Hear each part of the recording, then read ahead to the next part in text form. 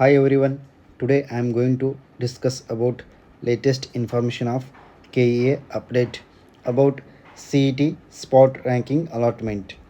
Before that, those who are watching my videos first time, do subscribe and like the videos and do share the videos with your friends. ಆತ್ಮೀಯ ವಿದ್ಯಾರ್ಥಿಗಳೇ, ನಿಮಗೆಲ್ಲ ಒಂದು ಸಂತಸ ಸುದ್ದಿ.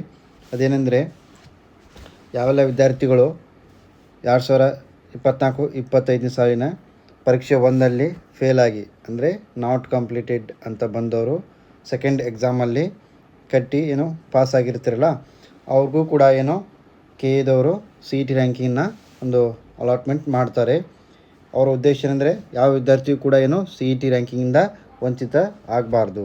So ಹಾಗಾಗಿ ಅವರು ಇಲಾಖೆಯು ಮೊನ್ನೆ ತಮ್ಮ ಎಕ್ಸಾಮ್ 2ನ ಮಾಹಿತಿಯನ್ನು ಅಲ್ಲಿ ನೋಂದಣಿ ಮಾಡಲು ಅವಕಾಶನ ಕೊಟ್ಟಿತ್ತು ವೆಬ್ಸೈಟ್ನಲ್ಲಿ. ಆ ಪ್ರಕಾರ ಯಾರೆಲ್ಲ ವಿದ್ಯಾರ್ಥಿಗಳು ನೋಂದಣಿ ಮಾಡಿದ್ದಾರೆ ಅವರಿಗೆ ನಾಳೆ ಒಂದು ಸ್ಪಾಟ್ ರ್ಯಾಂಕಿಂಗನ್ನು ಕೊಡ್ತಾರೆ. ಅಂದರೆ ಆ ಒಂದು ವಿದ್ಯಾರ್ಥಿಗಳ ಅಂಕಗಳು ಮತ್ತು ಸಿ ಇ ಟಿ ಒಂದು ಅಂಕಗಳು ಅಂದರೆ ಬೋರ್ಡ್ ಎಕ್ಸಾಮ್ ಮಾರ್ಕ್ಸು ಮತ್ತು C E T exam marks reference ಮಾಡಿ ಒಂದು ರ್ಯಾಂಕಿಂಗನ್ನ ಅಲಾಟ್ ಮಾಡ್ತಾರೆ. ಸೊ ನೀವು ಇಲ್ಲಿ ನೋಡ್ಬೋದು,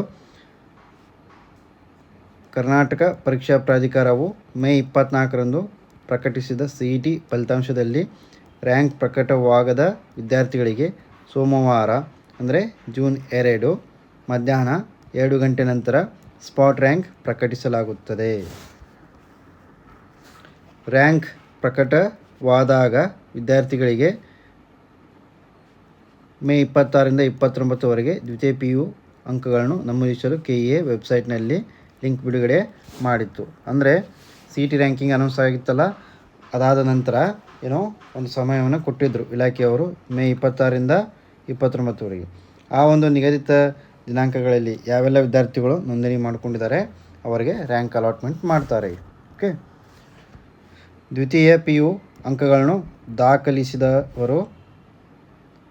ದಾಖಲಿಸಿದವರ ಹಾಗೂ ಮರು ಮೌಲ್ಯಮಾಪನಕ್ಕೆ ಅರ್ಜಿ ಸಲ್ಲಿಸಿದವರ ಅಂಕಗಳು ಸಂಯೋಜನೆ ನಡೆಯುತ್ತಿದೆ.